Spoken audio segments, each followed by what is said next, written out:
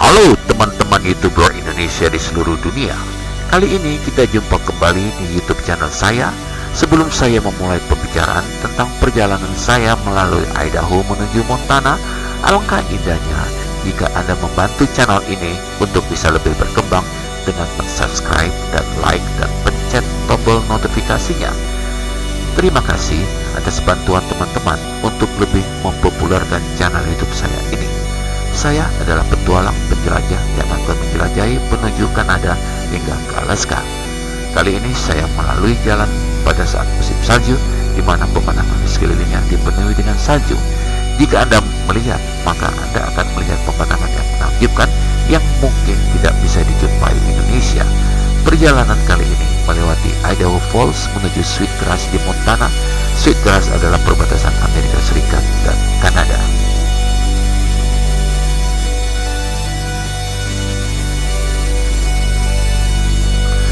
Jika Anda menonton video ini, maka area pemandangan di sekitar Idaho Falls yang saya maksud adalah Interstate Highway I-15 dari Pocatello menuju selatan, menuju garis negara bagian, dan area timur menuju Lava dan Mata Ice, dan bahkan ke Preston. Interstate Highway I-15 berada di area dasar datar dari lembah sempit dengan punggung bukit Borneo Frank menjulang ke timur dan Bannock Range menjulang ke barat. Sebagian besar area antara Interstate Highway I-15 hingga garis negara bagian Montana adalah begitu indah, dan di sebelah barat pegunungan Bannock memiliki banyak kualitas pemandangan tersembunyi untuk dijelajahi. Perjalanan di Interstate Highway I-15 dari Blackfoot ke Idaho Falls jauh lebih datar dan pemandangannya terbuka lebar.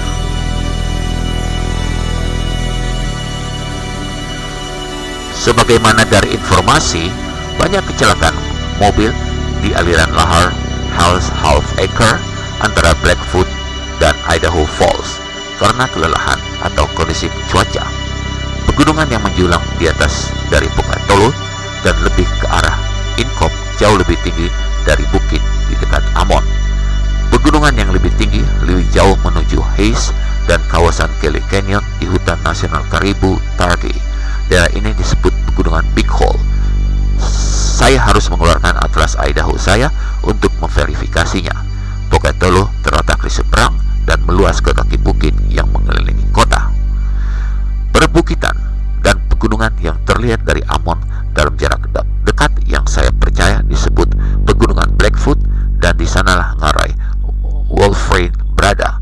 Taylor Mountain atau Mount Taylor adalah puncak menonjol yang terlihat di kejauhan. Tidak diragukan lagi bahwa daerah di luar Idaho Falls daerahnya memang indah. Swan Valley adalah salah satu wilayah yang sangat indah. Saya suka dengan Idaho dan telah melakukan perjalanan ke seluruh negara bagian dan mempelajari daerah pegunungan untuk mencari tempat baru untuk dikunjungi.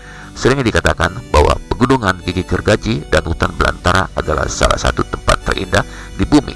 Idaho Tengah sangat membingungkan mengingat pegunungan dan air yang tak terhitung jumlahnya serta daerah hutan belantara tanpa jalan.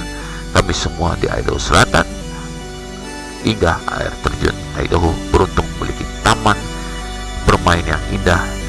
Ini tepat di tengah negara bagian kami dengan akses mudah untuk semua orang. Kemudian saya akan menceritakan sejarah asal Montana Trail. Daerah di sekitar air terjun Idaho awalnya jarang dikunjungi atau dihuni oleh peternak sapi dan domba. Tidak ada perkembangan signifikan yang terjadi sampai tahun 1864 ketika seorang pria bernama Harry Rickett membangun dan mengoperasikan kapal feri di sungai Snake atau Snake River. Feri tersebut melayani gelombang baru migrasi ke arah barat dan melakukan perjalanan di jalur Montana. Setelah itu, dari Susun Indian pada tahun 1863. Jembatan Taylor dibangun tahun 1870. Situs air terjun Idaho saat ini menjadi pemukiman permanen ketika kapal barang Matt Taylor membangun jembatan tol berbingkai kayu melintasi ngarai basaltik hitam sempit di sungai. 7 mil 11 km dihilir dari feri jembatan itu meningkatkan perjalanan bagi para pemukim yang bergerak ke utara dan barat, dan bagi penambang, pengangkut barang, dan lainnya yang mencari kekayaan di ladang emas Idaho dan Montana, terutama kota-kota yang berkembang pesat di Banat dan Virginia City.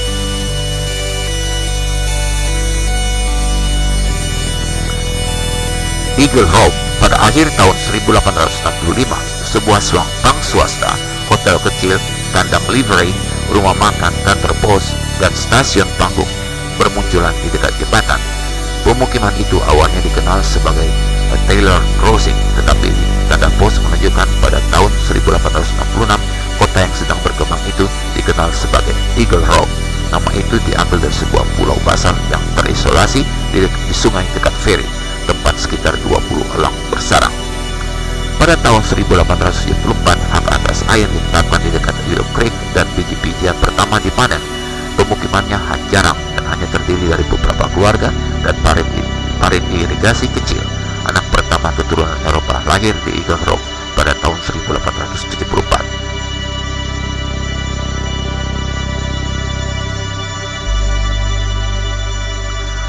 Segera setelah kereta api Utah dan infrastruktur di utara dibangun, membentang ke utara dari Utah melalui Eagle Rock dan menyeberangi sungai Snake River di ngarai sempit yang sama dengan jembatan Taylor. Kereta api itu akhirnya akan terhubung ke tambang tembaga baru yang besar di Butte, Montana. Eagle Rock pada akhir tahun 1878 dan pada tahun awal 1879, kota perkemahan liar dengan lusinan tenda dan lapak telah pindah ke Eagle Rock dengan koleksi bar, ruang dansa, dan ruang perjudian. Perusahaan kereta api memiliki 16 lokomotif dan 300 gerbong kereta yang beroperasi antara Logan, Utah, dan perhentian panggung yang dulu sepi. Begitu rel kereta api terbangun, para pemukim baru mulai berdatangan ke lembah Snake River dengan sungguh-sungguh. Para pemukim baru pertama membangun wisma di utara, di Eugene dekat Parker sekarang, dan di Pulai Pules dekat Menan sekarang.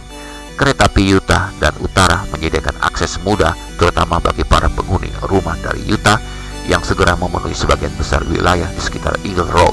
Beberapa dari penduduk ini awalnya bekerja membangun rel kereta api, kemudian kembali bersama keluarga mereka untuk membuat pertanian baru.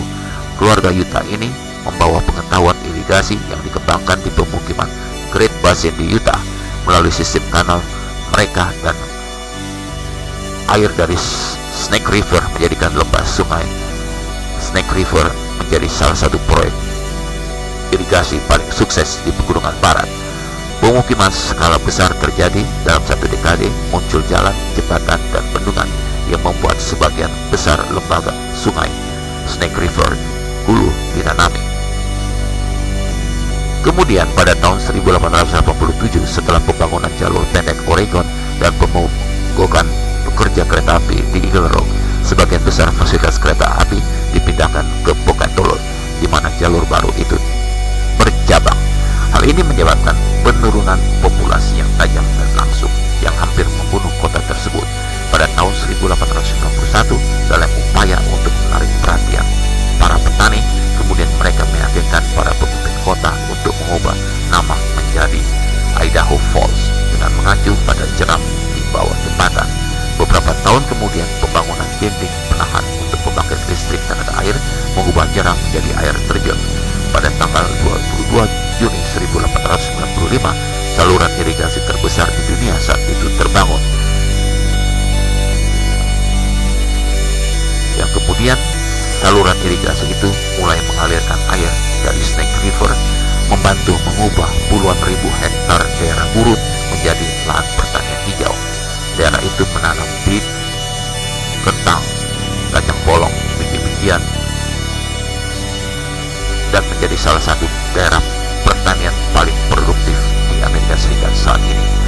Kota ini sekali lagi mulai berkembang, terus berkembang hingga abad ke-21 saat ini.